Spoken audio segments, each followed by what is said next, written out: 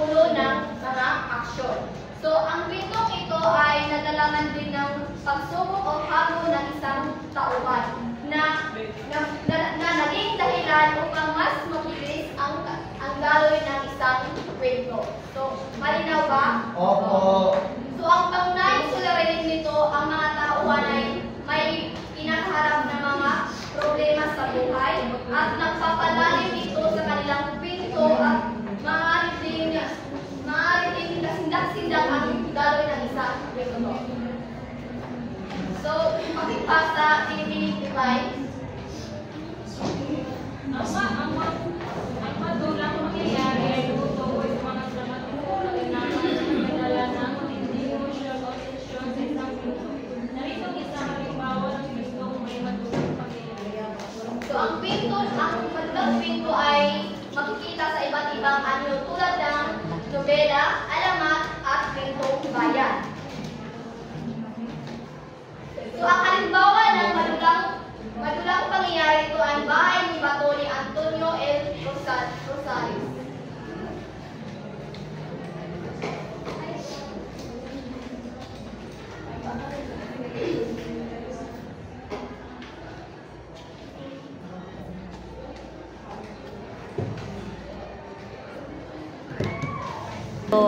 So, magbibigay ako ng halimbawa patungkol sa madulang pangyayari at babasahin ninyo itong madulang kwento at maaaring magbigay kayo ng iyong mga opinion base sa kwento. So, dito ang kukuhan.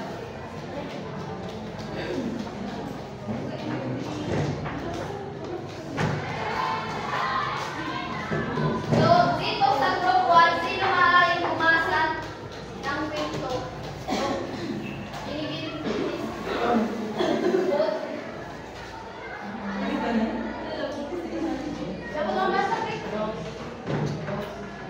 Okay, so ang may kwento nito ay pinamagatang walang Panginoon.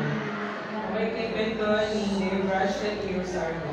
Ito ay kwento ng isang lalaki na nangalang Marcos sa dulan. Ang subdulan ang galit ng mayamang asinero si Don Tio.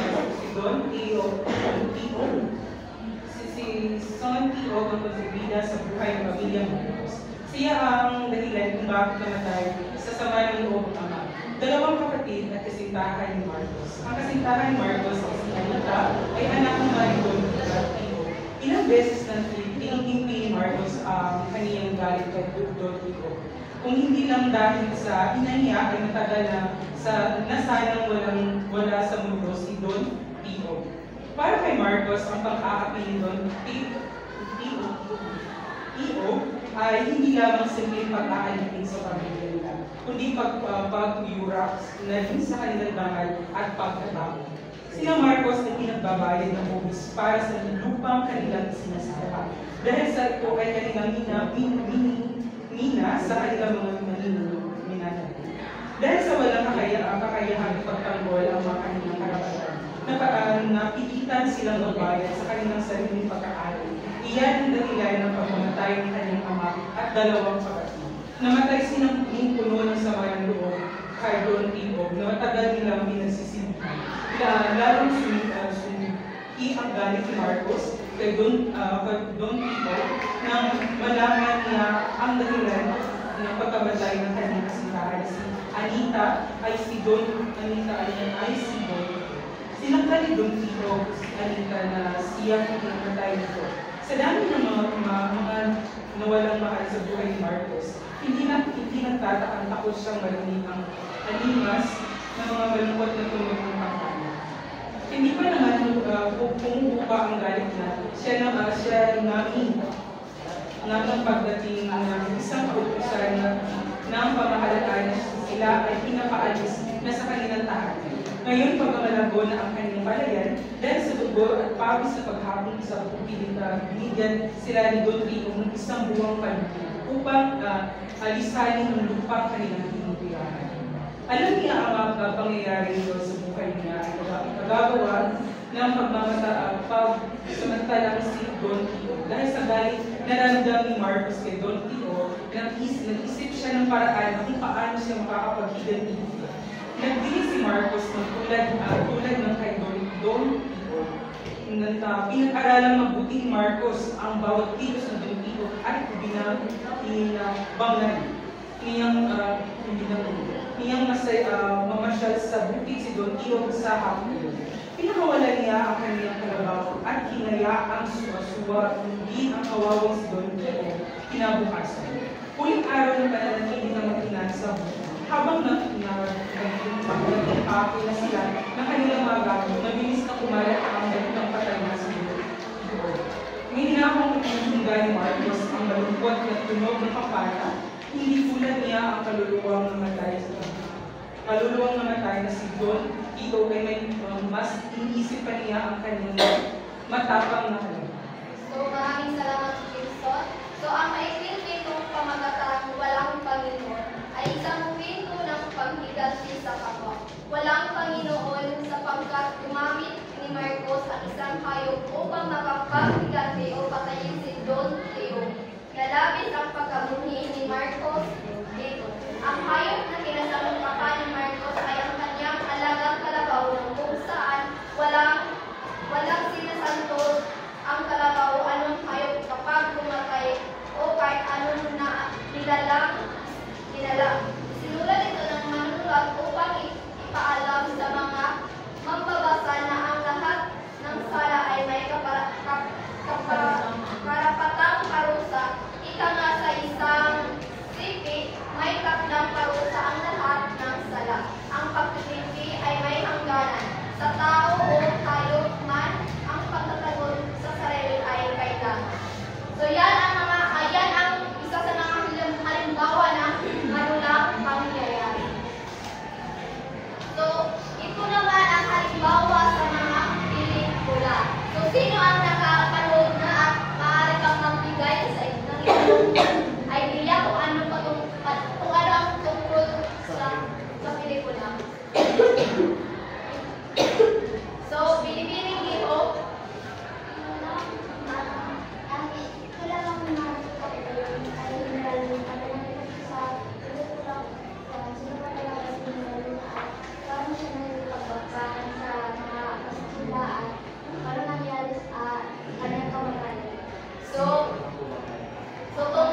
Tungkol Binibining Ile. So, bigyan natin sila ng 5 bangsa.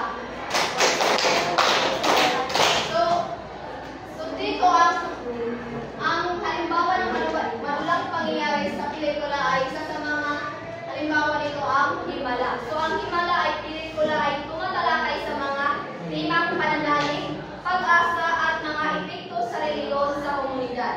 Sa paglipas ng panahon, naging simbolo ito ng pagkakakilanlan at kultura ng mga Pilipino.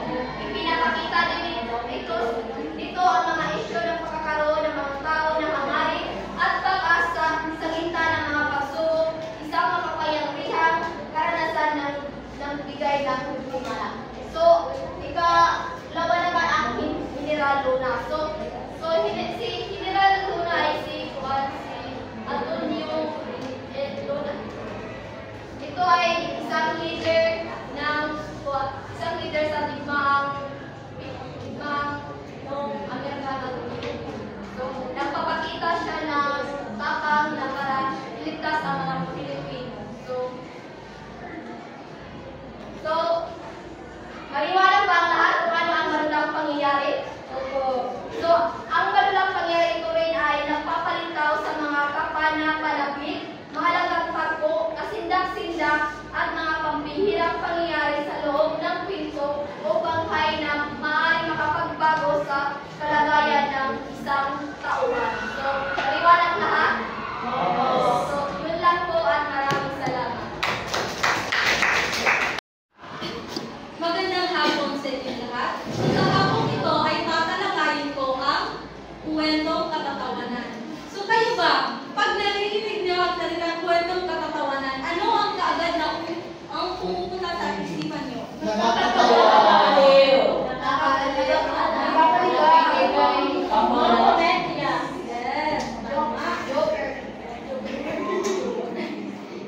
ang kwentong katatawanan, sa larangan ng panitikan, ang mga kwentong katatawanan ay may layunin magpatawa. So, ang kwentong katatawanan, ang layunin nito ay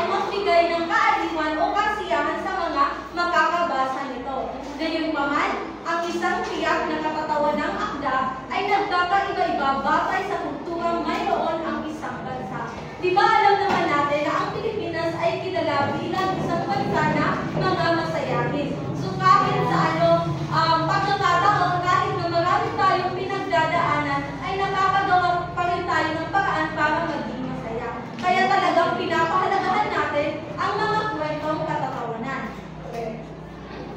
Subalit, pakatandaan na ang pagtawa sa akdang binabasa ay hindi lamang sinyalis ng pagpapahalaga sa kalibangan, kundi ito rin ay pagtanggap sa mga katotohanan bumabalot at napapaloob sa binasa. So, ang kwentong katatawanan ay hindi lamang ito layuning magbigay ng katatawanan or magbigay ng kasiyahan sa mga magbabasa dahil nagbibigay din ito ng mga aral na talagang makakatulong sa mga magbabasa. Ang mga maraang ginamit sa pagbuo ng kwentong ito ay nagbibigay ng kagaanan sa pakiramdam ng mga magbabasa sapagkat ang mga salitaan ay nagbibigay aliw sa diyang nagpapatawa. So ang kwentong katatawanan ay hindi ibig sabihin na ang kwentong ito ay simula umpisa hanggang sa huli ay tawa ka lang ng tawa. So pag binasa mo ang kwentong ito ay magkakaroon ka lang ng kagaanan sa loob. Pag binasa mo ito hindi ka makakaramdam ng mga bagon at kumbaga walang kapanapanabik na pangyayari sa mga ganitong kwento dahil kumbaga chill lang yung kwento na ito. So narito ang halimbawa ng kwentong katatawanan. Tubig sa Buslon ni Mateo Cruz Cornelio. So maaari ko ba itong basahin dito? So makinig ng Tubig sa Buslon ni Mateo Cruz Cornelio. Si Miguel ay isang kawani na kumikita ng 40 piso sa isang buwan. Ngunit siya ay nagpapanggap na mayaman at madalas ay mabala siya kung kumustura at manamit. Kahit ang ama niya ay kontra sa kanyang pagpapanggap, isang araw ay nakilala niya si Anita sa isang sayawan. Isang magandang dalaga at salamat ito sa pag-uugali ni Miguel. Hindi nito ninanais na ipagmalaki ang kanyang estado sa buhay kahit na siya ay anak ng isang mayamang asingero. Si Anita ay naniniwala sa mga kwento ni Miguel dahil sa kanyang kaakit-akit na panlabas na anyo. Sa isang gabi, nakalok si Miguel na sunduin si Anita gamit ang isang berlina o kotse na kanyang inangking pag-aari. Kahit na wala siyang kotse.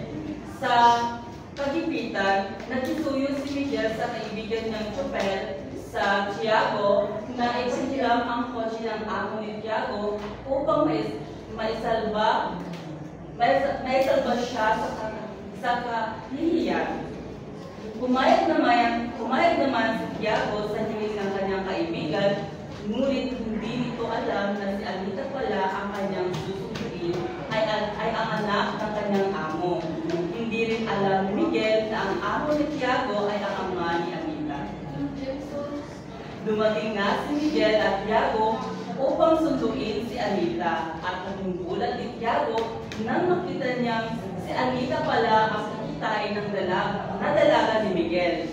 Nang malaman ni Anita ang katotohanan, hindi siya nagpahalata at nagpatuloy sa kanilang plano na mamasyal. Sa wakas, nang ipinunyag ni Tiago kay Miguel na si Anita ay anak ng kanyang amo at nalaman ang katotohanan tungkol sa mga kasinungalingan ni Miguel, sinabi ni Anita na dapat magbakasyon si Miguel sa ospital ng Mandaluyong na kilala bilang isang lugar para sa mga may sakit sa pag-iisip. Sa pagkabigla, parang nawala ng malay ng tao si Miguel at napaubos na parang kandilang nadarang sa dunia. Maraming salamat. Base sa kwento, ano yung aral na mapupulot dito? Yes, Casey? Tama. Ikaw naman binibinig ko, ano yung natutunan mo sa kwento? Ang natutunan ko sa kwento ay Ingat ka, huwag tayo magyabang sa